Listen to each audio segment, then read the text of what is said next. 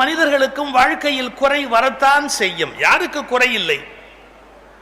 ஆனால் எனக்கு குறை இருக்கிறது என்று புலம்பிக் கொண்டிருந்தால் வாழ்வில் யாரும் சரியான வாழ்க்கை வாழ முடியாது. ஒரு சம்பவம் சொல்லுகிறேன். பெர்னார்ட் ஷா என்கிற ஒரு பெரிய எழுத்தாளர், ஆங்கில எழுத்தாளர், அவருக்கு நெஞ்சு வலி, கொஞ்சம் படுத்திருந்தார். அவருடைய மருத்துவருக்கு தொலைபேசியில அழைத்து, எனக்கு உடம்பு முடியலப்பா, பெட்டை விட்டு என்னால் எந்திரிக்க முடியல, காலையிலேருந்து நான் டீ குடிக்கல, எந்திரிச்சு டீ போட முடியல, என்னால் நிற்க முடியல, நான் படுத்து கிடக்கிறேன், வந்து என்ன பாரு அப்படின்னு ஃபோன் பண்ணார். மருத்துவர் சொன்னார், நீ வரக்கூடாதா என் கிளினிக்கு? அட முடிஞ்சா வரமாட்டானா, பெட்டை விட்டு எந்திரிக்க முடியலப்பா அப்படின்னு. மருத்துவர் வந்தார். பெர்னார்ட் ஷா வீட்டில் படியேறி மேலே வந்தார். பாருங்க, மருத்துவர் பெர்னார்ட் ஷாவை விட வயசானவர். அவருக்கு நெஞ்சு வலி வந்துருச்சு. யாருக்கு? டாக்டருக்கு. அவர் முடியலையேன்னு சோப்பால சாஞ்சிட்டார். எனக்கு நெஞ்ச வலிக்குது அப்படின்னார். பெர்னார்ட் ஷா பதறி போய் எந்திரிச்சு கெட்டில்ல வெந்நீர் போட்டு டீ ப்ரிப்பேர் பண்ணி ஒரு ஆஸ்பிரின் மாத்திரை தேடி எடுத்து அதை கொண்டு போய் அந்த டாக்டருக்கு கொடுத்து அவர் அதை சாப்பிட்டு மாத்திரை கித்திரையை போட்டு ஒரு 15 நிமிஷம் அப்படியே நின்றுகிட்டே பார்த்தார். நல்லா இருக்கியா, நல்லா இருக்கியா? யாரு? ஷா கேட்கிறார். வந்த டாக்டர் 15 நிமிஷம் கழிச்சு டாக்டர் சொன்னார், நவ் ஐ ஆம் ஆல் ரைட் அப்படின்னு சொல்லிட்டு பைய திறந்து பில் புக்கை எடுத்து விசிட்டிங் சார்ஜஸ் 30 பவுண்ட்ஸ் அப்படின்னு பில்லு போட்டு 30 பவுண்டு பில்லை கழிச்சு கையில் கொடுத்தார். பெர்னார்ட் ஷா கேட்டார், நியாயமா ஒன்று யோசிச்சுப்பார், நீயா எனக்கு வைத்தியம் பண்ணு?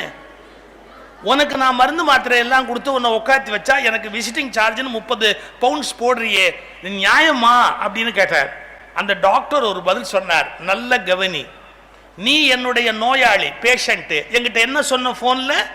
பெட்டை விட்டு எந்திரிக்க முடியலன்னு சொன்ன. இப்ப நீ எங்க இருக்க? நின்னுகிட்டு இருக்கிற. பெட்டை விட்டு எழுந்திட்ட. நிக்க முடியலன்னு சொன்ன. 15 நிமிஷமா அதைத்தான் நீ பண்ணிக்கிட்டு இருக்கிற. காலையிலேருந்து டீ போட முடியலன்னு என்ன மாதிரி வர்றவன் போறவனுக்கெல்லாம் டீ கொடுக்குற, போட்டு கொடுக்குற அளவுக்கு உன்னை ஸ்ட்ராங் ஆக்கிட்டேன் இல்லையா? நான் ஆஸ் ஏ டாக்டர் என் பேஷண்ட்டுடைய எல்லா கம்ப்ளைண்ட்டையும் சரி பண்ணியாச்சு, மரியாதையா 30 பவுண்ட்ஸ் ஃபீஸை எடு அப்படின்னார் டாக்டர். எனக்கு நெஞ்சு வலியும் இல்லை, ஒன்றும் இல்லை, நான் போட்டதெல்லாம் ட்ராமான்னு, எனக்கு நெஞ்சு வலியே கிடையாது அப்படின்னு. அப்ப ஷா ஆச்சரியப்பட்டு ஒரு கருத்து சொன்னார், ஆமா, நான் என்னுடைய வலியையும் வேதனையும் எண்ணிக்கொண்டிருக்கிற வரை என்னால் எதுவுமே செய்ய முடியவில்லை. நான் அடுத்தவருடைய வலியையும் வேதனையும் நினைத்தவுடன் எனக்கு ஒரு பலம் பிறக்கிறது, சக்தி பிறக்கிறது, நான் செய்ய முடியாத செயல்களை எல்லாம் செய்கிறேன். நான் உங்களுக்கு முதல் செய்தியாக சொல்லுகிறேன், ஐயாவுடைய நினைவாக உங்களுக்கு சொல்லுகிறேன், உங்கள் துன்பங்களையே பெரிதாக பேசிக் கொண்டிருக்காதீர்கள். உங்கள் வலி, வேதனை, துக்கம், துயரம் எல்லாவற்றையும் தள்ளி வைத்துவிட்டு மற்றவருடைய வலி, மற்றவருடைய துயரத்தை பற்றி கவலைப்பட்டு பாருங்கள். உங்களுக்கு 1000 கோடி யானையின் பலம் தானாக வரும் என்பதை தயவு செய்து தெரிந்து கொள்ளுங்கள். இதான் வாழ்க்கை. மற்றவங்களை பத்தி கவலைப்பட ஆரம்பிச்சா we get enormous power. எல்லையில்லாத சக்தி நம்மிடத்திலே வந்து சேருகிறது. அதை புரிந்து கொள்ள வேண்டும். ஒரு கருத்து சொன்னாங்க, வெறும் 300-400 பிளாட்ல இருந்த அவரு தம்முடைய கால்கள் பாதிக்கப்பட்ட பிறகு 2000 கணக்காக கட்டி முடித்திருக்கிறார். அப்படின்னா உடல் குறை என்பது ஒரு குறையே அல்ல, ஒரு மனிதன் மனதில் தான் குறைபட்டு விடக் கூடாது என்பதற்கு அடையாளமான ஒரு நம்பிக்கை நாயகனாக அவர் வாழ்ந்து காட்டி இருக்கிறார். இவற்றையெல்லாம் நீங்கள் மனதில் வைத்துக் கொள்ள வேண்டும். நானும் எத்தனையோ பள்ளிகளுக்கு வந்திருக்கிறேன், பேசியிருக்கிறேன், போயிருக்கிறேன். இந்த பள்ளியிலே நீங்கள் என் பொருட்டு எடுத்துக்கொண்ட அக்கறைக்கு நான் மிகப்பெரிய நன்றி சொல்ல வேண்டும். என் பேச்சு காற்றோடு போகிறதோ, காகிதத்தோடு கரைகிறதோ, அது தொலைக்காட்சியோடு தொலைந்து போகிறதோ என்று ஒரு ஏக்கம் என் மனதில் ஒரு சில காலத்தில் இருந்தது உண்டு. ஆனால் அதை வைத்துக் கொண்டு ஒரு நல்ல நாட்டிய நாடகத்தை நடத்தி என் முன்னாலேயே என் படைப்புக்கு ஒரு கௌரவத்தை கொடுத்தமைக்காக இந்த பள்ளிக்கு நான் மிகப்பெரிய நன்றி கடன் பட்டிருக்கிறேன். நானும் ஏதோ இந்த உலகத்துக்கு செய்திருக்கிறேன் என்ற ஒரு அளவற்ற மகிழ்ச்சியோடு இந்த பள்ளியை விட்டு நான் புறப்பட போகிறேன். ஏனென்றால் என்னுடைய படைப்புகளும் மக்களுக்கு பயன்பட்டு இருக்கிறது என்பது எனக்கு ஒரு எல்லையற்ற சந்தோஷத்தை தருகிற விஷயம் அல்லவா? எனவே என்னை கூடுதலாக நீங்கள் மகிழ்ச்சியில் ஆழ்த்தினீர்கள் என்பதற்கும், அந்த நாட்டியம் ஆடிய குழந்தைகளுக்கும், அவர்களை பயிற்றுவித்த ஆசிரியர்களுக்கும், அந்த குழந்தைகளை தங்கமாய் பெற்றெடுத்த பெற்றோர்களுக்கும் எனது வாழ்த்தையும் நன்றியையும் என் மனமூற மனம் மொழிய நான் சொல்லிவிட்டு விடைபெற விரும்புகிறேன். ஒரு 4-5 செய்திகள் நான் உங்களோடு பரிமாறிக்கொள்ள விரும்புவது. இங்கே மாணவர்கள் மட்டும் வந்திருந்தா நான் சில விஷயம் மனம் திறந்து பேசுவேன். பெற்றவங்க மட்டும் வந்திருந்தா சில விஷயம் நான் அவங்களுக்கு சொல்லுவேன். எனக்கு என்ன சிக்கல் தெரியுமா? மாணவர்களும் வந்துட்டீங்க, பெற்றோர்களும் வந்துட்டீங்க. பெற்றவங்களை பற்றிய கம்ப்ளைண்ட்டை பிள்ளைங்க முன்னாடி நான் பேச முடியல. இன்னைக்கு பிள்ளைங்களுக்கு சொல்ற புத்திமதியை விட பெற்றவங்களுக்கு தான் நான் அதிகமாக சொல்ல வேண்டியிருக்கு. அது நான் இதுக்கு தட்டக்கூடாது, இதுக்கு நீங்க கை தட்டக்கூடாது, இதுக்கெல்லாம் நீங்க கை தட்டக்கூடாது, கம்முன்னு இருக்கணும். நான் அதனால பாருங்க, நான் சொல்ல ஆரம்பிச்ச உடனே இதுங்க இந்த மாதிரி கை தட்டுது, அப்புறம் நான் எப்படி உங்களுக்கு சொல்ல வந்ததை சொல்ல முடியும்? ஆனாலும் பரவாயில்லை. முதல்ல பிள்ளைங்க சார்பில் பெற்றவங்களுக்கு நான் ஒரே ஒரு மெசேஜ் மட்டும் சொல்றேன். நம்ம செய்யற தவறுல ஒண்ணு என்ன தெரியுங்களா? நம்ம குழந்தைய இன்னொருத்தர் குழந்தையோட கம்பேர் பண்ற கெட்ட பழக்கத்தை விட்டு.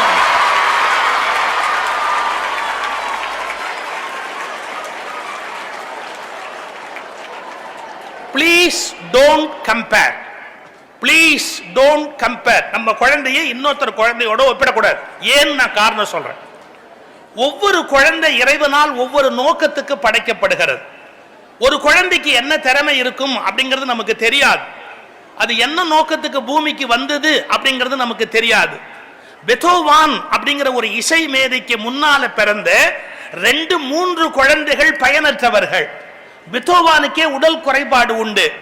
அப்ப அந்த குழந்தைய கருவை கலைச்சுள்ளாமான்னு கூட யோசிச்சாங்க. அதை தாண்டி வந்து பிறந்தவர் பெத்தோவான். ஆனா பெத்தோவான் உலக இசையரங்கத்தில் சாதித்த சாதனையை வேறு யாராலுமே சாதிக்க முடியாது. அப்ப என்ன நடக்கும்னு யாருக்கு தெரியும்?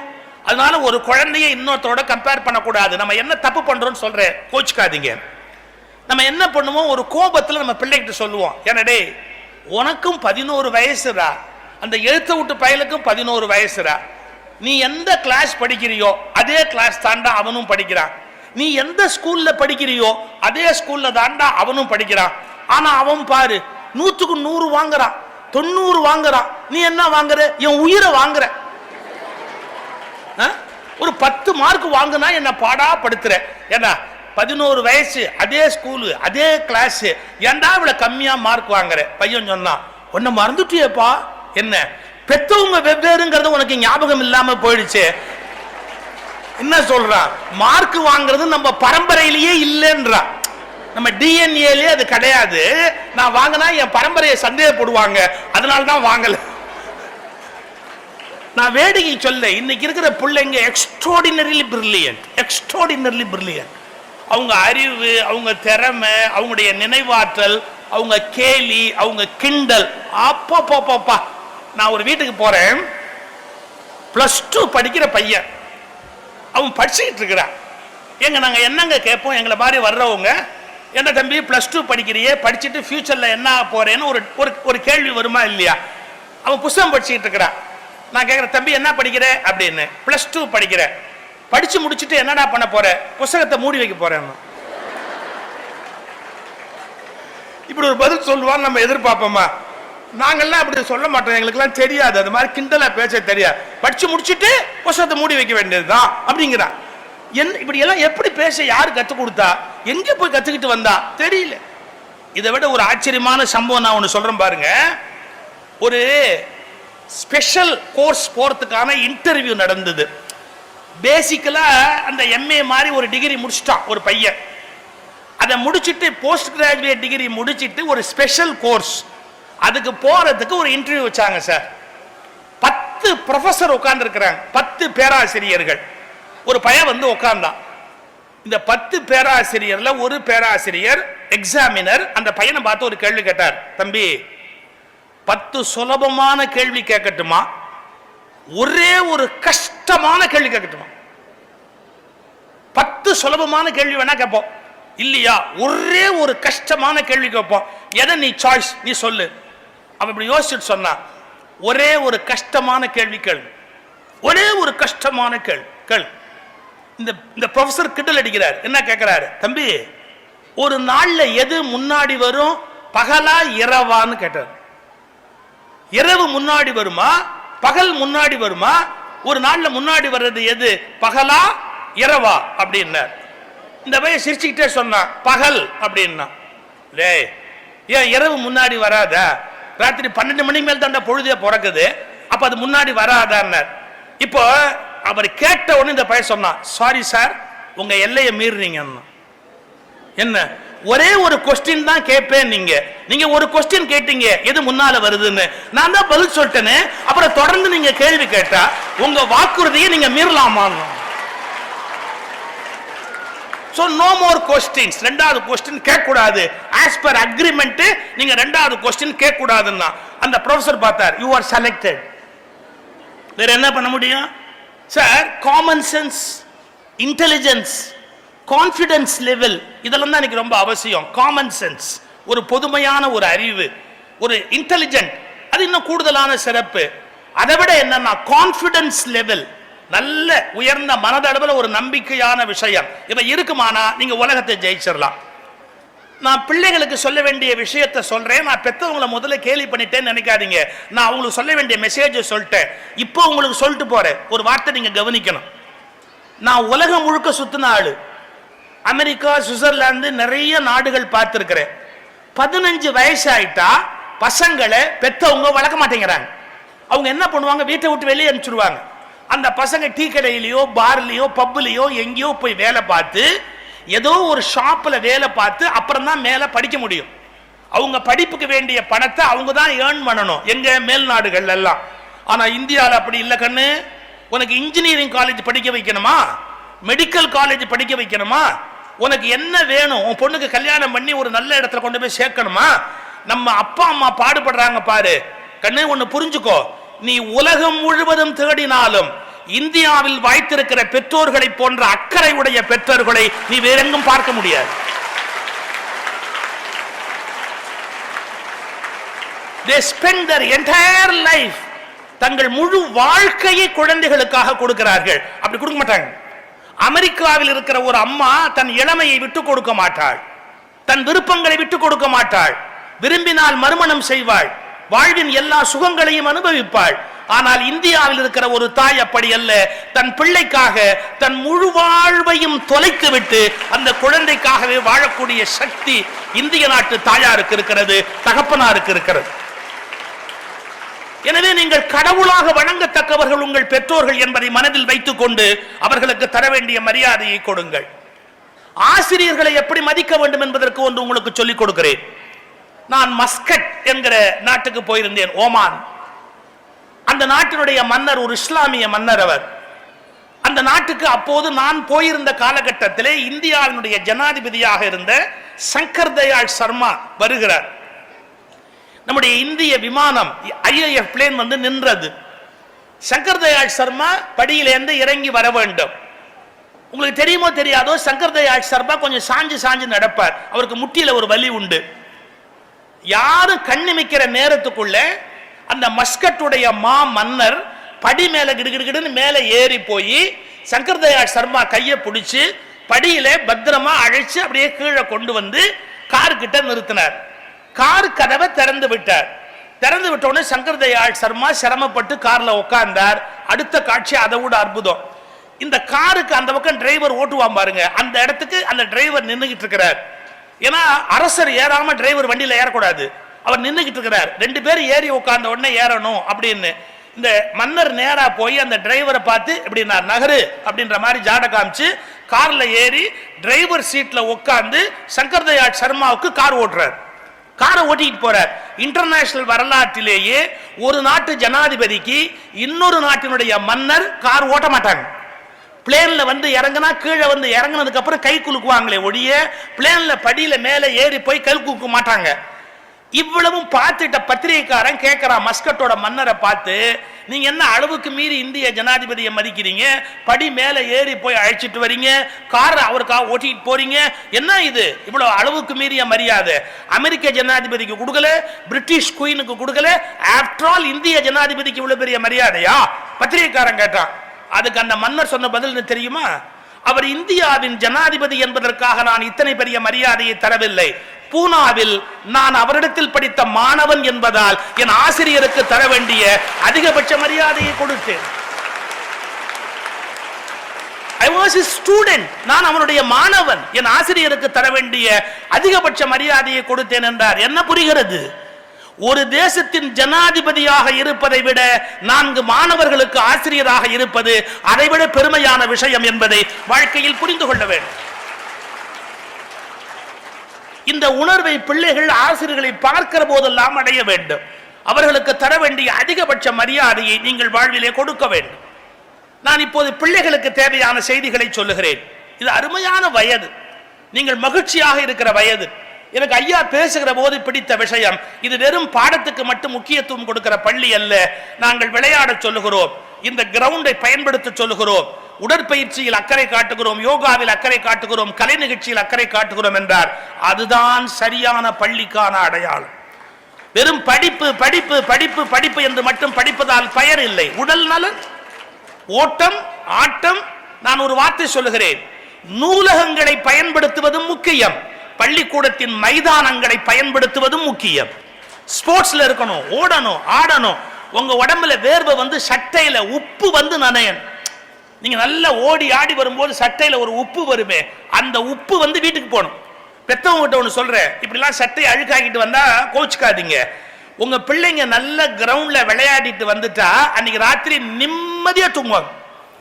அவங்க தூக்கம் சரியா இருக்குமானா மறுநாள் விழிப்பு சரியா இருக்கும், படிப்பு சரியா இருக்கும், நினைவாற்றல் சரியா இருக்கும். நல்ல உடல் வலிக்க ஓடி ஆடி விளையாடாச்சுன்னா மனசுல தப்பான எண்ணமே வராது. படுத்த உடனே தூக்கம் வரும், நிம்மதியா தூங்குவாங்க, காலையில பிரச்சனை இல்லாம எந்திரிப்பாங்க, பசி வரும், அவங்களுடைய காலை கடன் சரியா முடியும், வாழ்க்கை சரியா இருக்கும். அதனால கிரவுண்டை பயன்படுத்துவதும் முக்கியம் அப்படிங்கிற எண்ணத்தை மாணவர்களும் ஏற்றுக்கொள்ள வேண்டும், பெற்றோர்களும் ஏற்றுக்கொள்ள வேண்டும். அதிகபட்சம் உடற்பயிற்சிக்கு முக்கியத்துவம் கொடுக்கணும். காலையில நீங்க காலையில எழுந்த உடனே என்னைக்காவது ஒரு பூனையை பார்த்திருக்கீங்களா? நான் ஒரு ஸ்கூல்ல கேட்டேன், பூனையை பார்த்திருக்கிறியான்னு. அது சகுன தடை சார்னு. என்னடா சகுன தடை அப்படின்னு. காலையில பூனையை பார்க்க கூடாது சார், நல்லது இல்லை. ஆமா, நாம பூனையை பார்த்தா அன்னைக்கு முழுக்க அதுக்கு எலி கிடைக்காது. அதனால நாம அதை பார்த்தோம்னா அதுக்கு தான் சோறு இல்லாம போயிடும். பூனையை நீ பார்க்கன்னு என்ன பண்ணுது அந்த பூனை? 2 காலை முன்னாடி வச்சு 2 காலை பின்னாடி வச்சு முதுகெலும்பு அப்படி வளைக்கும், வாழை மேல தூக்கி அப்படி கேள்விக்குறி மாதிரி நிறுத்தும், வாயை ஃபுல்லா பிளந்துட்டு அந்த பூனை ஒரு காரியம் பண்ணும், டப்பட்டப்பட்டப்பட்டப்பன்னு குடுக்குடு பக்கார அடிக்கிற மாதிரி அடிக்கும். பூனை என்ன பண்ணுது? எக்ஸசைஸ் பண்ணுது. பூனை என்ன பண்ணுது? எக்ஸசைஸ் பண்ணுது. நாய் காலையில என்ன பண்ணுது? எக்ஸசைஸ் பண்ணுது. நம்ம வீட்டு நாய் பண்ண மாட்டேங்குது. எக்ஸசைஸ் பண்றது அவ்வளவு இம்பார்ட்டன்ட். உடல் நலம்.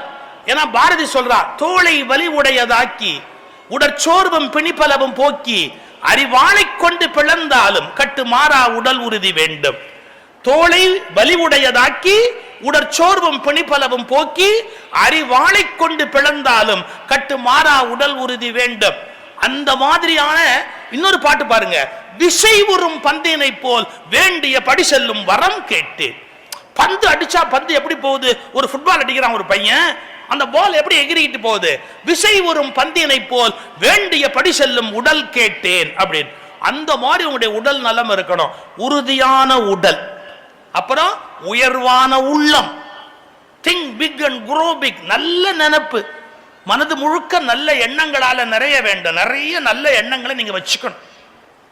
நான் சொல்ற சில விஷயம் உங்களுக்கு வருத்தமா இருக்கலாம் பிள்ளைங்களா, கோச்சுக்காதீங்க. நான் ஒரு பள்ளிக்கூடத்தில் பேசும்போது உனக்கு பிடிச்ச ஆள் யாருன்னு கேட்டேன். நான் அதை இப்போ சொல்ல விரும்பலை. பிடிச்ச ஆள் யாருன்னு கேட்டேன்.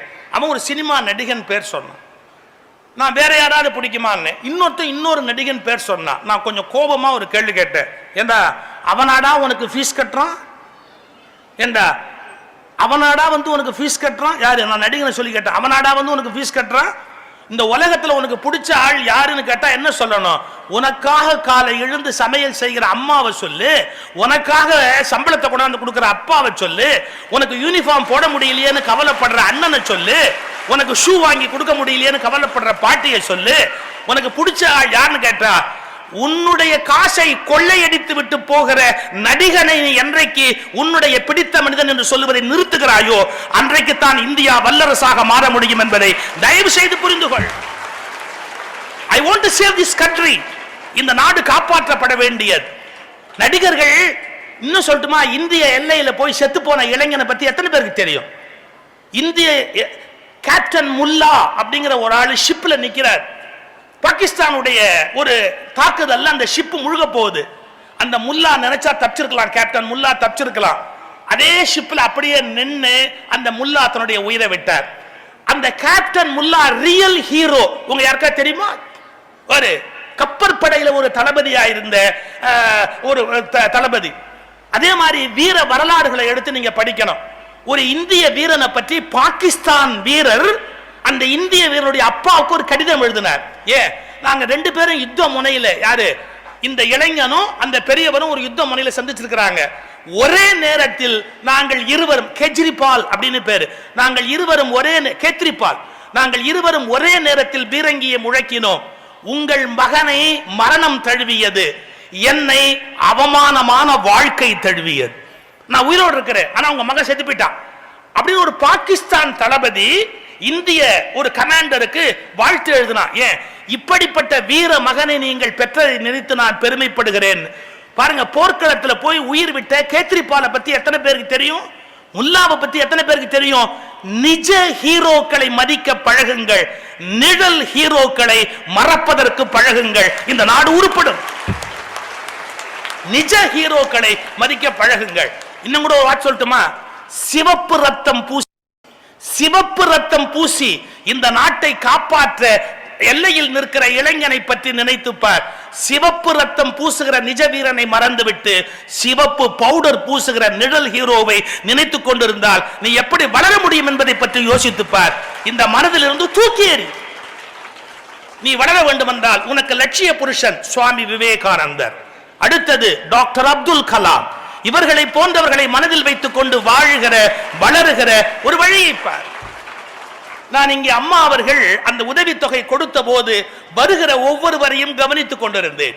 எவ்வளவு ஏழ்மையான குடும்பத்திலிருந்து வருகிறார்கள் என்பதை கண் சொன்னது, அவர்கள் கை சொன்னது, அவர்களுடைய அந்த முகம் சொன்னது. எவ்வளவு வறுமையான குடும்பத்திலிருந்து அவர்கள் வருகிறார்கள் என்பதை நான் கவனித்துக் கொண்டுதான் இருந்தேன். கழுத்தில் மஞ்சள் கயிறு தவிர வேறு எதுவும் இல்லாத எத்தனையோ அன்னைமார் அந்த உதவித்தொகையை வாங்குகிற காட்சியை நான் கண்களால் பார்த்தேன். கொஞ்சம் யோசித்துப்பார். எவ்வளவு ஏழ்மையான குடும்பத்தில் இருந்து படிப்பதற்காக பிள்ளைகள் வருகிறார்கள். மறந்து விடாது, இதே ஏழ்மையில் தான் டாக்டர் APJ அப்துல் கலாம் குடும்பம் இருந்தது.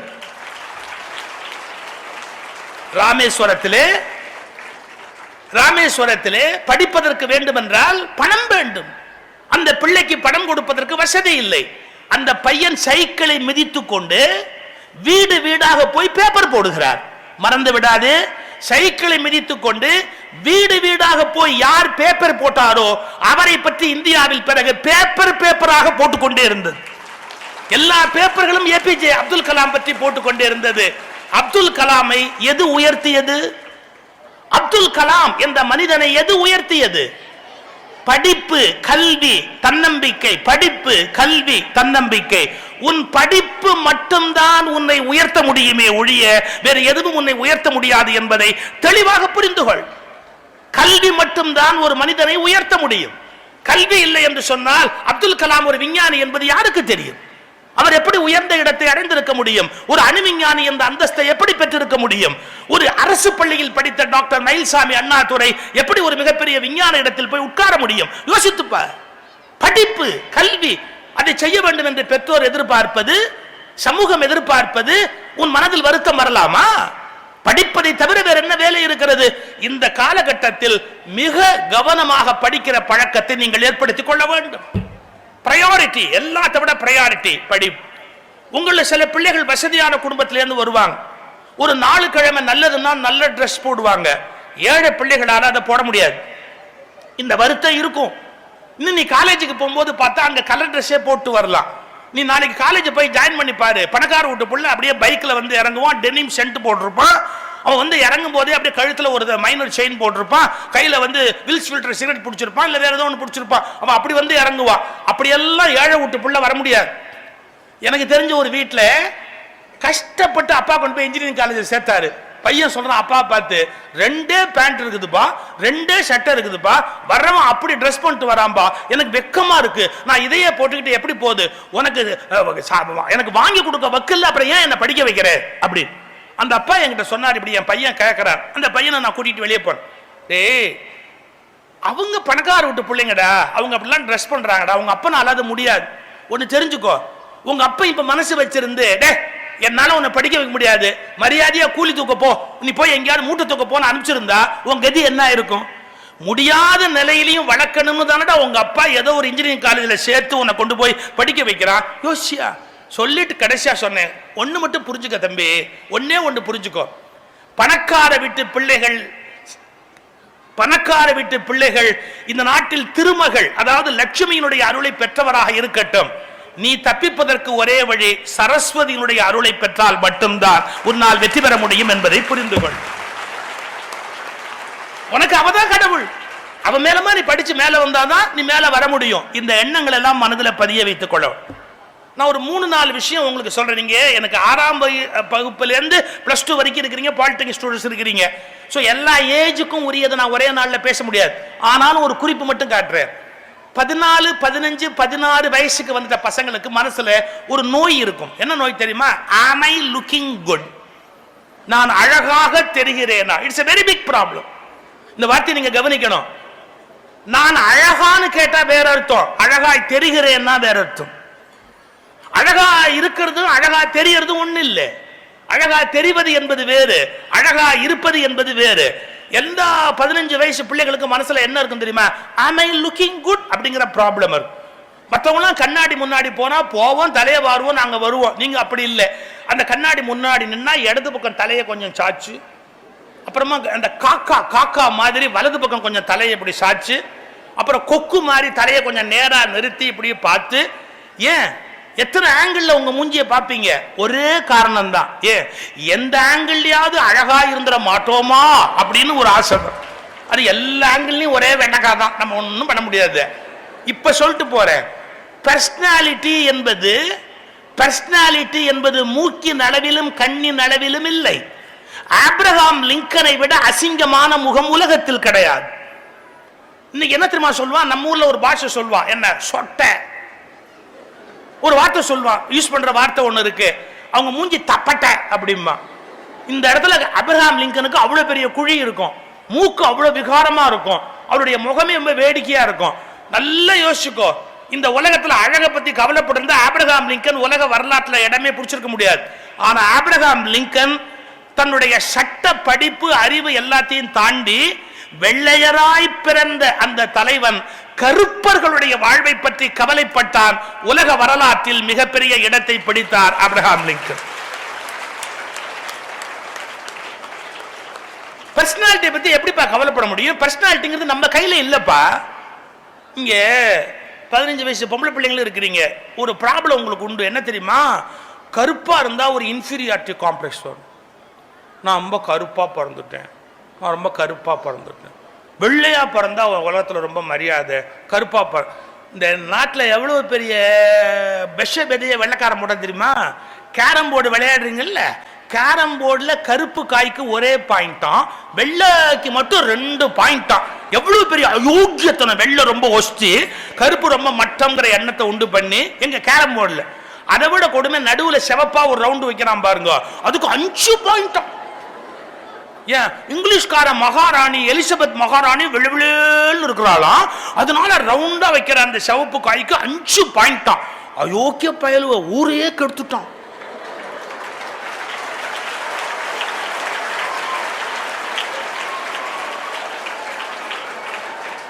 இந்தியாவில் என்ன கண்ணு, இந்தியாவில் கருப்பா இருக்குங்கிறது ரொம்ப சகஜம். இந்தியாவுடைய ஆவரேஜ் நிறம்ங்கிறதே ஒரு மாநிறம் தானே. இந்தியாவில் இன்னொன்று சொல்றேன், கருப்பா இருக்கிற பிள்ளைங்களாம் முதல்ல நீங்க ஒன்று புரிஞ்சுக்கணும். என்ன தெரியுமா? கருப்பா நாம இருந்தோம்னா என்ன அர்த்தம் தெரியுமா? நம்ம தாத்தாவும் பாட்டியும் கயனியில வயல்ல வெளியில உழைச்சவன் அர்த்தம். உழைச்சவன் பரம்பரைங்கிறது பெருமைப்பட வேண்டிய விஷயமே ஒழிய இதுக்கு வெக்கப்பட வேண்டிய விஷயமா? ஆப்ரஹாம் லிங்கன் அமெரிக்காவுடைய ஜனாதிபதியா இருக்கிறாரு. எதிர்கட்சிக்காரன் அவர் அவமானப்படுத்துறான். ஏன் தெரியுமா? ஆப்ரஹாம் லிங்கனுடைய அப்பா செருப்பு தைச்சவர். செருப்பு தைச்சவன் புள்ளேன்னா அந்த உலகம் மதிக்குமா? எவ்வளவு பேச்சு பேசும். ஆப்ரஹாம் லிங்கனுடைய அப்பா செருப்பு தைச்சவர். அதை பாராளுமன்றத்தில் சொல்றா, மிஸ்டர் லிங்கன், நீங்க ஒன்னும் பெரிய ஜனாதிபதின்னு ரொம்ப பெருமையா நினைக்க வேண்டாம், உங்க அப்பா தச்சு கொடுத்த செருப்பு என் காலில் இருக்குதுன்னு. யாரு? எதிர்கட்சி ஆள். உங்க அப்பா தச்சு கொடுத்த செருப்பு என் காலில் இருக்கு, அவமானப்படுத்துறான். அதுக்கு லிங்கன் சொன்ன பதில் வரலாற்று சிறப்புமிக்க பதில்.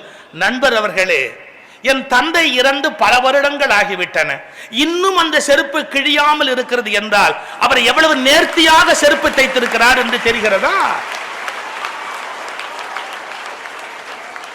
How perfect he is, how perfect he is. பாரு, இத்தனை வருஷம் அந்த செருப்பு கிழியலன்னா அவர் எப்படி செருப்பு தைச்சிருக்காருன்னு தெரியுதா? அடுத்த வார்த்தை சொன்னார், இப்போதும் ஒன்று சொல்லிக் கொள்கிறேன், உங்கள் செருப்பு கிழிந்து போனால் நீங்கள் தயங்க வேண்டிய அவசியம் இல்லை, என்னிடத்தில் கொண்டு வந்து தாருங்கள். ஏனென்றால் எனக்கு செருப்பு தைக்கவும் தெரியும், நாட்டை ஆளவும் தெரியும். எனக்கு செருப்பு தைக்கவும் தெரியும், நாட்டை ஆளவும் தெரியும். அதான் வளர்ச்சி. நாம் உழைத்தவன் பரம்பரை. இங்க முதல் தலைமுறையா படிக்க வந்தவங்க எவ்வளவு பேர் இருப்பீங்க? நம்ம அப்பா அம்மா படிச்சிருக்க மாட்டாங்க, இங்க வந்து நீங்க உட்கார்ந்தவங்க எவ்வளவு பேரா இருப்பீங்க? முதல் தலைமுறையா படிக்க வந்த பிள்ளைங்க. இப்ப பாருங்க, ஏற்கனவே அப்பா படிச்சு தாத்தா படிச்ச பரம்பரையில வர்ற பிள்ளைங்களை விட முதல் தலைமுறையான குடும்பத்துல படிக்க வந்த பிள்ளைகள் உண்மையிலேயே பாராட்டுக்குரியவர்கள், அவர்கள் சிறப்புக்கு உரியவர்கள், அவர்களை நாம் மனம் திறந்து ரொம்ப பாராட்டு. ஃபர்ஸ்ட் ஜெனரேஷன் ஸ்கூலுக்குள்ள வர்றீங்க, காலேஜுக்குள்ள வர்றீங்க, டோன்ட் ஃபீல் இன்ஃபீரியர். கண்ணு, தோற்றத்துக்கு நம்ம என்னமா பண்ண முடியும்? நான் ஏன் இந்த பொம்பளை பிள்ளைகளை சொல்றேன்னா, நான் பெத்து வளர்த்தது 2 பொம்பளை பிள்ளை. கருப்பா இருக்கிறத பத்தி பெருசா நினைக்க கூடாது. எங்க ஊட்டமா ரொம்ப வெள்ளை, என்ன கல்யாணம் பண்ணிக்கல. யோசிச்சு பாருங்க, இதெல்லாம் பெருசா நினைக்க கூடாது. இப்படி சொல்ற பார், கருப்பா இருந்து வெற்றி பெறலாம், வெள்ளையா இருந்தும் வெற்றி பெறலாம். வெள்ளையா இருந்து வெற்றி பெறலாம் என்று ஜவஹர்லால் நேரு நிரூபித்தார், கருப்பா இருந்தும் வெற்றி பெறலாம் என்பதை காமராஜர் நிரூபித்தார். என்ன கஷ்டம்? என்னுடைய ஒரே செய்தி தான், டோன்ட் ஃபீல் இன்ஃபீரியர். உன்னை தாழ்வாக நினைக்காதே, டோன்ட் ஃபீல் இன்ஃபீரியர். எனக்கு பர்சனாலிட்டி இல்லை, எனக்கு சரியான, சில பேர் கொஞ்சம் குள்ளமா போயிடுவாங்க, சில பேர் நெடு நெடு நெடு உயரமா இருப்பாங்க, கண்ணு கொஞ்சம் ஒரு மாதிரி இருக்கும். Don't feel inferior. எந்த காம்ப்ளெக்ஸுமே வேண்டாம். Throw away all this nonsense. குப்பைகளை தூக்கி வெளியில் எறியுங்கள். லால் பகதூர் சாஸ்திரி குள்ளம். லால் பகதூர் சாஸ்திரி இந்தியாவுடைய பிரதமராக இருந்த லால் பகதூர் சாஸ்திரி குள்ளம். எகிப்தில இருந்து நாசர் வந்தார்னா 7 அடி. எகிப்து நாசருடைய உயரம் 7 அடி. இவர் போய் ஏர்போர்ட்டை ரிசீவ் பண்ண எப்படி இருக்கும்? கேட்கிறாங்க, உலக தலைவர்களை வரவேற்கும் போது உயரமான தலைவர்கள் வந்தால் உங்களுக்கு ஒரு தாழ்வு மனப்பான்மை வராதா? யாரு? லால் பகதூர் சாஸ்திரியை கேட்டாங்க.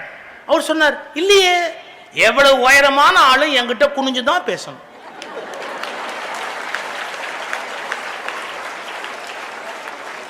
இவரா மேல வளர முடியும்? அவன் தான் குனிஞ்சு பேசியாகணும். அதுக்கு நான் என்ன பண்ண முடியும்? சொல்லிட்டு போயிட்டார் லால் பகதூர் சாஸ்திரி. கொஞ்சம் யோசிச்சு பாருங்க, நம்ம உயரம், நிறம், இந்த மாதிரி தோற்றம், பர்சனாலிட்டி பற்றி தாழ்வு மனப்பான்மை அடையக்கூடாது. உங்களுக்கு ஒன்று சொல்லிட்டு போட்டுமா?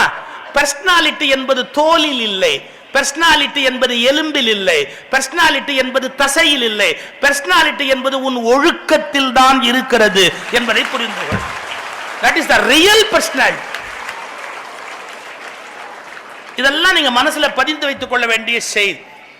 நான் எல்லாத்தையும் அதையே திருப்பி சொல்லிட்டு தான் நல்லா இருக்காது. இன்னொன்று சொல்றேன் பாருங்க, நீங்க ஸ்கூல் முடிச்சுட்டு காலேஜுக்கு வரீங்கன்னு வச்சுங்க, என்ன நம்ம இங்கிலீஷ் மீடியத்தில் படிச்சாலும், நான் ஓப்பனா பேசுறேங்கன்னு தப்பா நினைக்காத, நம்ம என்னதான் இங்கிலீஷ் மீடியத்தில் படிச்சாலும் நாம போய் பெங்களூர்லயோ பாம்பேலயோ டெல்லியிலயோ நம்ம அவங்க போய் படிக்க ஆரம்பிக்கிறோம் ஏதோ ஒரு சூழ்நிலைன்னு வச்சுங்க, அவங்க பேசுற அந்த வேகமான இங்கிலீஷ் நமக்கு வராது.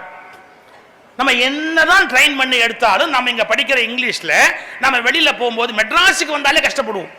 இதெல்லாம் நான் தமிழ் மீடியம், SSLC வரைக்கும் தமிழ் மீடியம். ஃபர்ஸ்டா விவேகானந்தா காலேஜில் பியூசி இங்கிலீஷுக்கு போறேன். இங்கிலீஷ் மீடியம்னாலே பயமா இருக்கு. வாத்தியார் இங்கிலீஷ்லேயே பேசுறாரு, தசு புஷுன்னு என்னமோ பேசுறாரு, ஒண்ணுமே புரியல. அவர் போட்டு இங்கிலீஷ்ல பேசுறாரு, பயந்து போய் பம்மிக்கிட்டு உட்காந்துருந்தோம். என்ன பண்றதுன்னே தெரியல.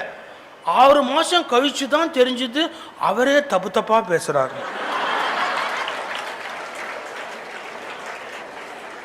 நான் ஒன்னும் வேடிக்கை சொல்லல. ஏன் சார், இந்தியாவில் இருக்கிற எல்லாம் பெரிய அளவில் இங்கிலீஷ் சுத்தமா பேச முடியுமா? உங்களுக்கு ஒரு நம்பிக்கைக்காக சொல்றேன். மகாத்மா காந்தி தப்பான இங்கிலீஷ் எழுதியிருக்காரு, யாருக்கா தெரியுமா? மகாத்மா காந்தி தப்பான இங்கிலீஷ் எழுதியிருக்கிறார். யாருக்கு? ரைட் ஆனரபிள் சீனிவாஸ் சாஸ்திரின்னு ஒருத்தருக்கு லெட்டர் போட்டார். இந்த சீனிவாஸ் சாஸ்திரி இங்கிலீஷ்ல ரெட் இங்க் எடுத்துட்டார், லெட்டர்ல கோடு போட்டார். என்ன ஸ்பெல்லிங் மிஸ்டேக். அப்புறம் கிராமட்டிக்கல் மிஸ்டேக், எல்லாத்தையும் மார்க் பண்ணி காந்திக்கு அந்த லெட்டர் திருப்பி அனுப்பிச்சார். மிஸ்டர் காந்தி, உங்கள் கடிதத்தில் இவ்வளவு பிழை. ஒன்னே ஒண்ணுதான் பண்ணல, மூணு தடவை இம்போஷன் எழுதுன்னு சொல்லாம ஒரு மகாத்மா காந்திங்கிற மரியாதைக்கு உங்கள் கடிதங்களில் இத்தனை தவறு இருக்கிறது அப்படின்னு மார்க் பண்ணி அனுப்பிச்சுட்டார் மகாத்மா காந்திக்கு. காந்தி இதுக்கெல்லாம் அசர்றால அவர் பதில் எழுதினார், மிஸ்டர் சாஸ்திரி, இதுபோல் திருத்தப்பட வேண்டிய கடிதங்கள் என்னிடத்தில் நூற்றுக்கணக்காக இருக்கின்றன. நீங்கள் என் உதவியாளராக வேலைக்கு சேர முடியுமா? சம்பளம் எவ்வளவு எதிர்பார்க்கிறீர்கள் கேட்டார். இங்கிலீஷ் பேசாம ஜாயின் பண்ணி வேலையை பாருப்பா. யாருக்கு சார்? ஏன் தெரியுமா? பிழை இல்லாமல் ஆங்கிலம் பேசுவது இந்தியாவின் தலைவராவதற்கான தகுதி அல்ல. ஆங்கிலத்தில் புலமை பெறுவது மட்டுமே இந்தியாவின் தலைவராவதற்கான தகுதி அல்ல. இந்தியாவை உள்ளபூர்வமாக நேசிப்பதுதான் இந்தியாவில் தலைவனாவதற்குரிய தகுதியை ஒழிய ஒரு பிழையற்ற ஆங்கிலம் பேசுவது என்பது தகுதி அல்ல. கண்ணு, நீ பேசு. நீ பேசின இங்கிலீஷ் தப்புன்னு திருத்தினாங்கன்னா திருத்திக்க, ரென்னன் மார்ட்டின் வச்சுக்க. கிராமட்டிக்கல் மிஸ்டேக் இல்லாம எழுத படிக்க பழகு. உனக்கு இங்கிலீஷ் ஆக்சென்ட் வேணுமா? இங்கிலீஷ் நியூஸ் கேள்.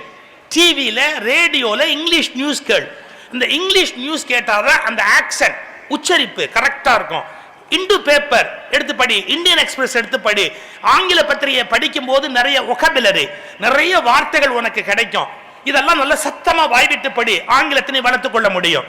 ஒன்னே ஒண்ணு மட்டும் நீ பின்பற்று, ஒரு நாளைக்கு ஒரு புது இங்கிலீஷ் வார்த்தை, ஒரு நாளைக்கு ஒரு இங்கிலீஷ் வார்த்தை, புது வார்த்தை, அதனுடைய மீனிங்கோட உள்ள வாங்கு, அதை யூஸ் பண்ணி ஒரு சென்டென்ஸ் எழுது.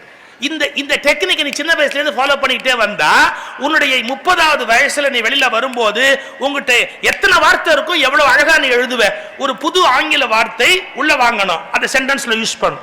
இந்த மாதிரி ஃபாலோ பண்ணா போறோம், ஆங்கிலம் உனக்கு ரொம்ப அழகா வரும். நீ பயப்பட வேண்டிய அவசியம் கிடையாது. நான் ஒரு சம்பவம் சொல்றது உண்டு. ஒரு தடவை அமெரிக்கால இருந்து ஒருத்தர் என்ன பார்க்க வந்தார், இந்தியன் பிலாசபி பத்தி பேசணும்னு. எனக்கு நேரம் இல்லை, திருவண்ணாமலை போயிட்டு இருந்தேன். நான் சொன்னேன், if you don't mind, please you accompany with me. I am proceeding to Tiruvannamalai. Can you join with me? அப்படி நீங்க என்னோட ஜாயின் பண்ணிக்கோங்க. ஓ சரின்ட்டான் அந்த அமெரிக்கன். பின் சீட்ல நானும் அவரும் உட்காந்துட்டோம். வண்டி போய்கிட்டே இருக்கு. அப்ப எனக்கு இந்த வண்டி இல்லை, வேற ஒரு வண்டி இருந்தது, வேற டிரைவர் எனக்கு. அப்போ அந்த வண்டி போகுது. சார், நம்ம ஊர் ஹைவேஸ்ல ஆட்டுக்குட்டி குறுக்க வரும். அது மாதிரி ஒரு ஆட்டுக்குட்டி குறுக்க வந்த உடனே என் டிரைவர் பிரேக் போட்டார். நான் நல்ல வாட்ட சாட்டமா உங்க பிள்ளையார் மாதிரி உட்கார்ந்துருந்தேன் விக்னேஷ், நான் நல்ல சௌக்கியமா உட்கார். ஆனால் நான் முன்னாடி வந்து விழல. எனக்கு அது தவிர எங்க ஊர் ஆட்டுக்குட்டியும் தெரியும், டிரைவரையும் தெரியும், என்ன நடக்கும்னு எனக்கு தெரியும். நான் சௌக்கியமா பின்னாடி சாஞ்சி உட்கார். அந்த எங்கிட்ட பேசுற மரியாதைக்காக கொஞ்சம் முன்னாடி தள்ளி உட்கார்ந்தான் பாருங்க. டொம்முன்னு பிரேக் போட்டோன்னு முன்னாடி வந்து மூக்கு இடிச்சிடுச்சு. அவன் ஏற்கனவே விளைவிளையில் இருக்கிறான், மூக்கு வேற இடிச்சு சிவந்து போச்சு அப்படியே மூக்கு. ஆனா நான் ஒன்னும் வருத்தப்படவே இல்லை. ஏன், ஒரு அமெரிக்கனுக்கு நோஸ்கட் கொடுக்கறத விட சந்தோஷமான சமாச்சாரம் இந்த உலகத்துல வேற என்ன இருக்கு?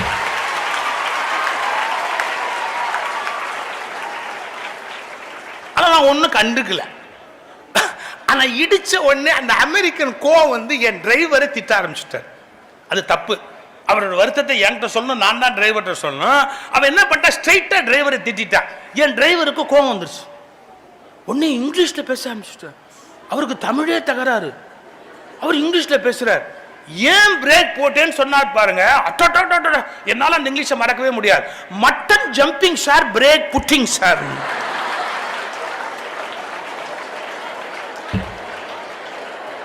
Mutton jumping sir, break put. அவரை பொறுத்த வரைக்கும் ஆடுனா மட்டன் தான் தெரியுமே ஒழிய ஆட்டுக்கு மற்ற வார்த்தைலாம் அவருக்கு தெரியாது. ஞாயிற்றுக்கிழமை வெட்டி உள்ள தள்ளினது. அவர் சொல்றாரு, mutton jumping sir, break putting sir. நான் உடனே என் டிரைவர் தோலை தொட்டேன். டிரைவர் தோலை தொட்டுட்டு பாக்கெட்ல இருந்து ஒரு 500 ரூபாய் பணம் எடுத்தேன். ஃப்ரெஷ்ஷா ஒரு 500 ரூபாய் வச்சு. என் டிரைவர் கேட்டார், எதுக்கு சார் திடீர்னு 500 ரூபாய் கொடுக்குறீங்க அப்படின்னு. இந்தியன் கிட்ட இல்லை, ஒரு இங்கிலீஷ்காரன்ட்டே இங்கிலீஷ்ல பேசலாம்ன்ற தைரியம் உனக்கு வந்துருச்சு.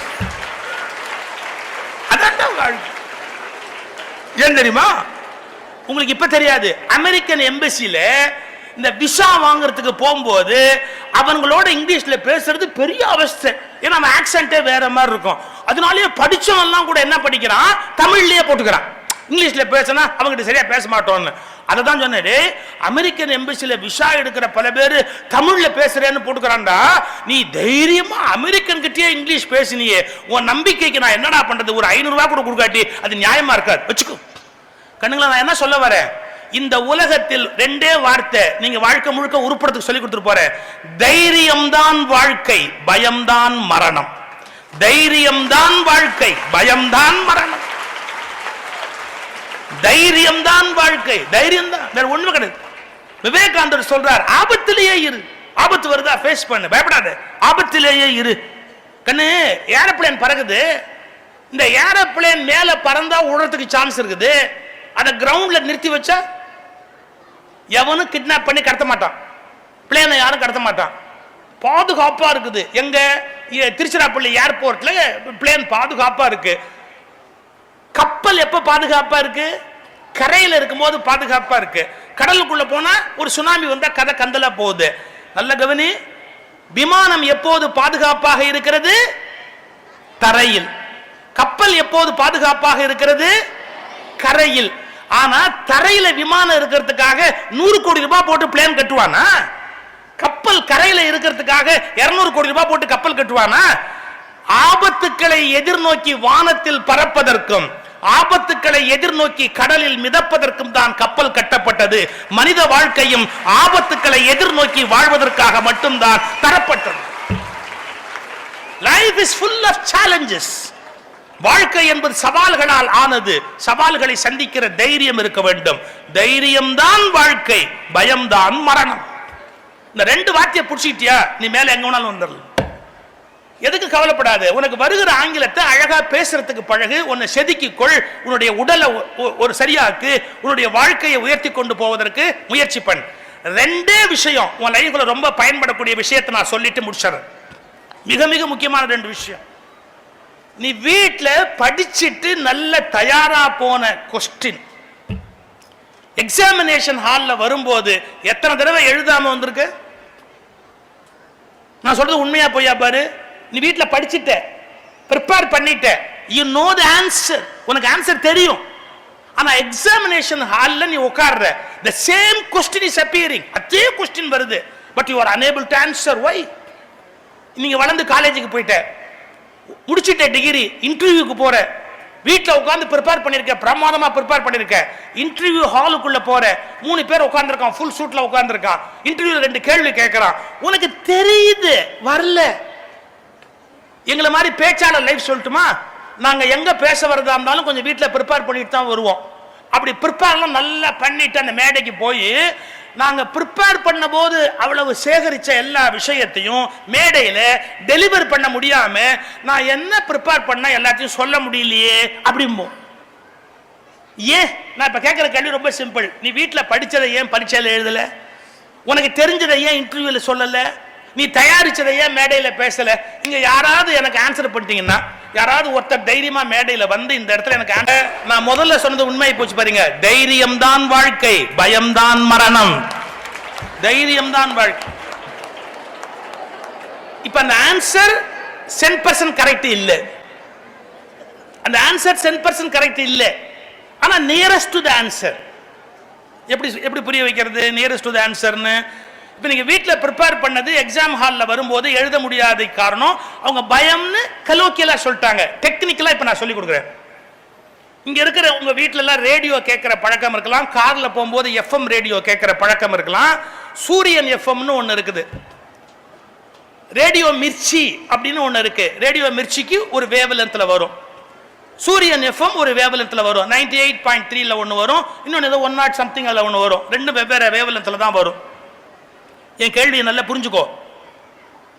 சூரியன் எஃப்எம்ல ஒரு பாட்டு போடுறான், அந்த சூரியன் எஃப்எம்ல பிராட்காஸ்ட் பண்ற ஒலிபரப்புற சூரியன் எஃப்எம்ல போடுற பாட்டை நீ மிர்ச்சியை டியூன் பண்ணி வச்சா வருமா? பதில் சொல்லு. ரேடியோ மிர்ச்சி நான் அதுக்குரிய வேவ் லென்த் வச்சுக்கிறேன், அலைவரிசை வச்சுக்கிறேன். அப்ப சூரியன் எஃப்எம்ல போடுற பாட்டு ரேடியோ மிர்ச்சில போடுற வேவ் லென்த்ல வச்சா வருமா? ஏன் வரல? ஃப்ரீக்வன்சி வேற. கரெக்டா? டெக்னிக்கல் பேர் ஃப்ரீக்வன்சி வேற. அவன் ஒலிபரப்புற அலைவரிசை 98.3னா நான் 98.3 டியூன் பண்ணா தானே வரும். நான் வேற ஏதோ வச்சு 103 102 அப்படின்னு அலைவரிசை வச்சா எப்படி அந்த பேண்ட்ல வரும்? வர புரியுதா உனக்கு சயின்ஸ்?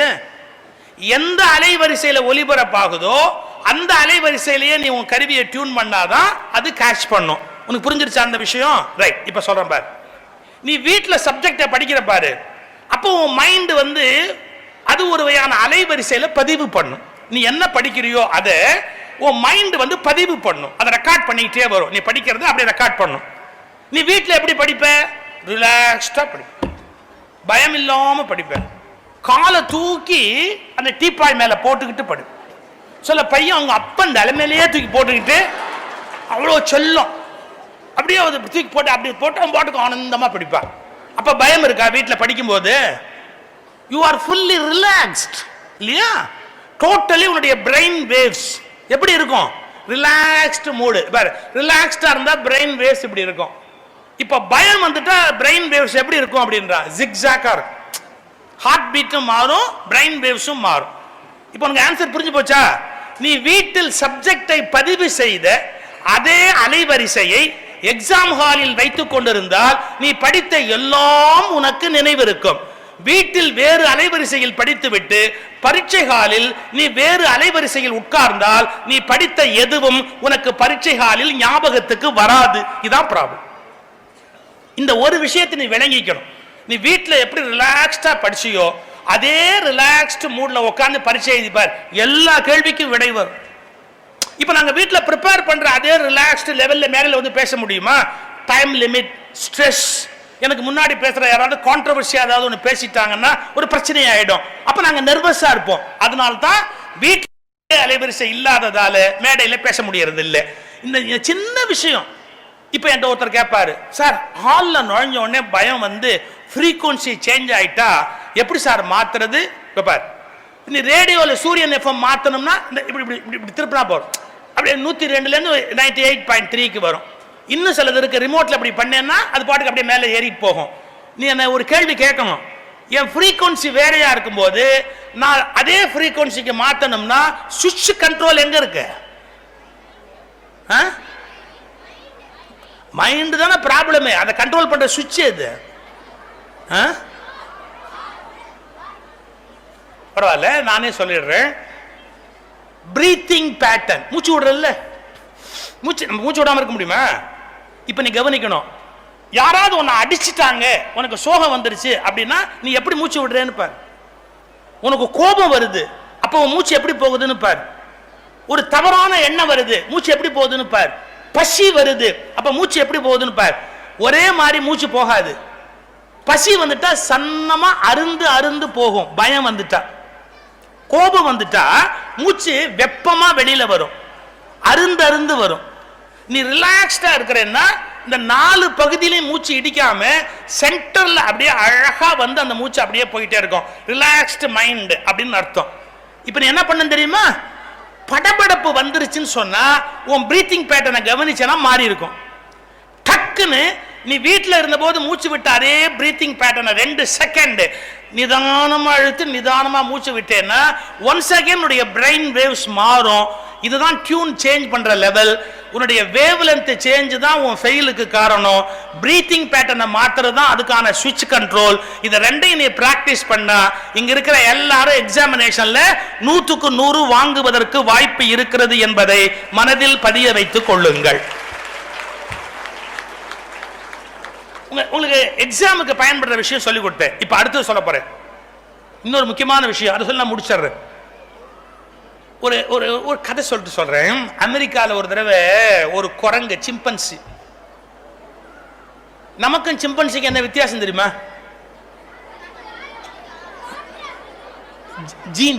ஜீன் லெவல்ல என்ன வித்தியாசம் தெரியுமா?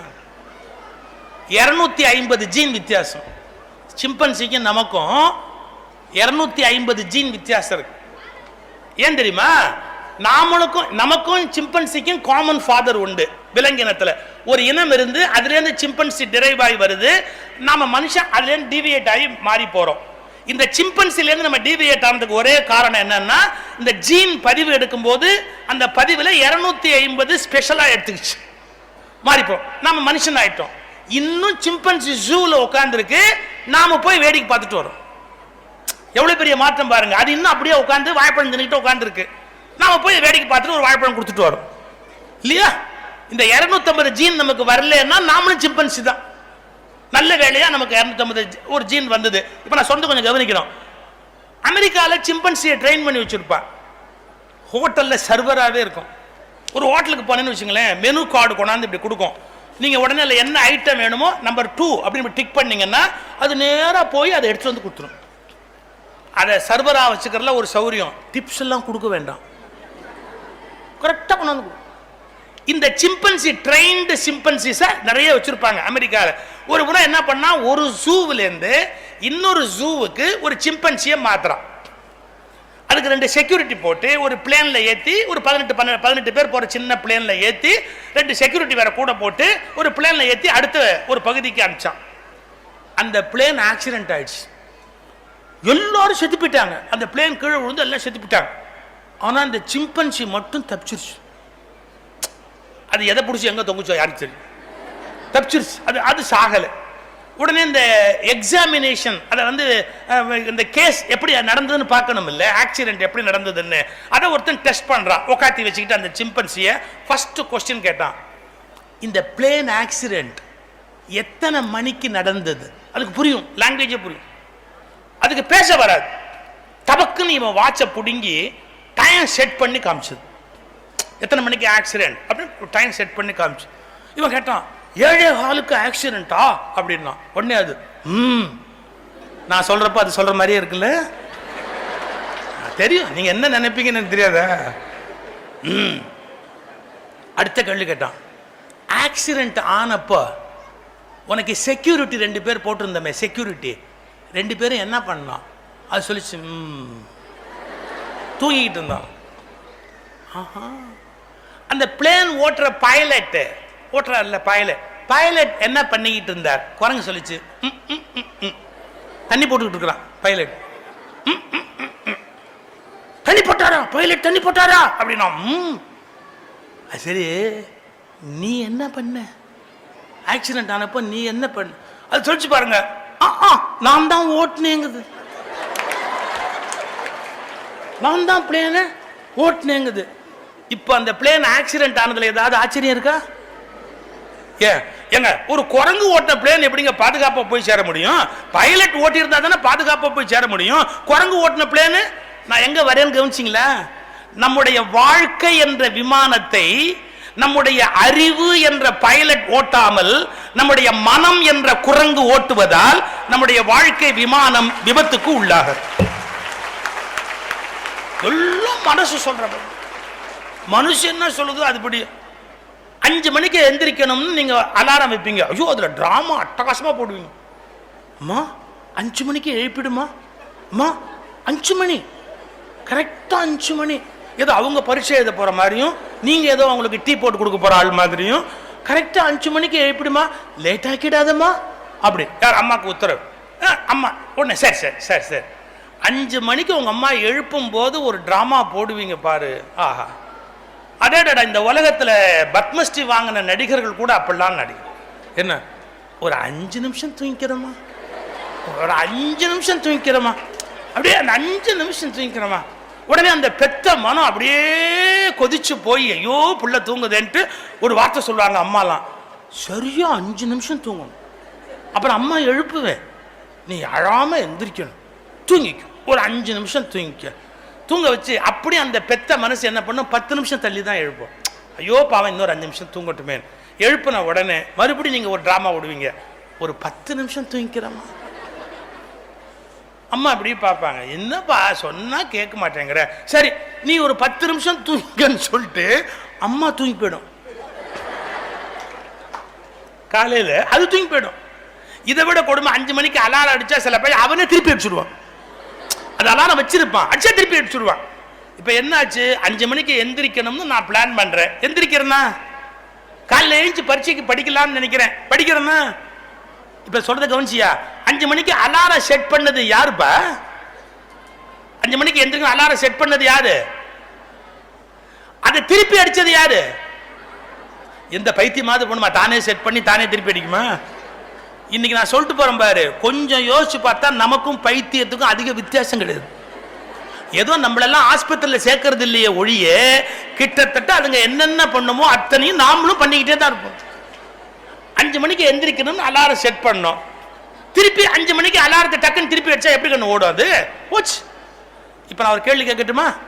நான் ஒரு பாலிடெக்னிக்கில் கேட்டேங்க, பிள்ளைங்க வந்திருக்கேன் பாலிடெக்னிக்கில், பேசும்போது கேட்டேன், தம்பி 5 மணிக்கு அலாரம் வைத்த நான் யார்? திருப்பி அதை அடித்த நான் யார்?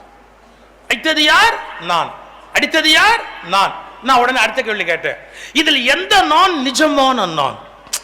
ரொம்ப தத்துவமா கேட்கிறேன், எந்த நான் நிஜமான நான்? இந்த பையன் சொன்னான், நான் அவன் இல்லை, நான் அவன் இல்லை. முடிச்சிட்டா, நான் அவன் இல்லை. கண்ணு அதான் உண்மை. அலாரம் வச்ச நான், திருப்பி அடிச்ச நான் ரெண்டா டிஃபரெண்ட். நீ நினைச்சுக்கிட்டு இருக்க நமக்குள்ள ஒரே நான் இருக்குன்னு. ஐயோ, ஏகப்பட்ட நான் உட்கார்ந்து இருக்குது. நான் ரொம்ப சிம்பிளா சொல்லி கொடுத்துட்டு போறேன். நமக்கு கான்சியஸ் மைண்ட்னு ஒரு பகுதி இருக்கு, சப்கான்சியஸ் மைண்ட்னு ஒரு பகுதி இருக்கு. சப்கான்சியஸ் மைண்ட் வந்து தன்னுணர்வற்றது, அது இஷ்டத்துக்கு என்ன வேணாலும் செய்யும். நீங்க கான்சியஸ் மைண்ட்ல எந்திரிக்கணும் முடிவு பண்ணீங்க, சப்கான்சியஸ் மைண்ட்ல மணி அடிச்சோட திருப்பி அடிச்சிட்டீங்க. இப்ப என்ன தெரியுமா புரிஞ்சுக்கணும்? கான்சியஸ் மைண்டை டெவலப் பண்ணாதான் வாழ்க்கையில ஜெயிக்க முடியும். சப்கான்சியஸ் மைண்டோட இஷ்டத்துக்கு விட்டுட்டீங்கன்னா உங்க லைஃப் அது போக்கில் போயிடும். எல்லாரும் தோத்து போறதுக்கு காரணம் தான். இந்த ஜனவரி 1ஆம் தேதி வந்தா தம் அடிக்க மாட்டேன் என்னமோ சபதம் எடுப்பான், 3ஆம் தேதி விட்டுருவான். ஏன்டா? முடியல சார், முடியல சார். இது கான்சியஸ் மைண்டு சபதத்தை எடுக்கும், சப்கான்சியஸ் மைண்டு சபதத்தை நோக்கி தள்ளி வேற பக்கம் கூட்டிட்டு போயிடும். நீங்க ஒன்னே ஒன்று புரிஞ்சுக்கங்க, இப்போ உங்களுக்கு புரியாது, ஆனாலும் யாரோ ஒருத்தன் வந்து இதை சொல்லிட்டு போறான்னு ஞாபகம் வச்சுங்க. நம்முடைய கான்சியஸ் மைண்டை விட சப்கான்சியஸ் மைண்ட் பவர்ஃபுல்லா இருக்கிறதால சப்கான்சியஸ் மைண்ட்ல விழற எண்ணங்கள் வெற்றி தரும். அது நல்ல எண்ணங்களை சப்கான்சியஸ் மைண்டுக்கு கொண்டு போடும். இவ்வளவுதான் என்னால இப்ப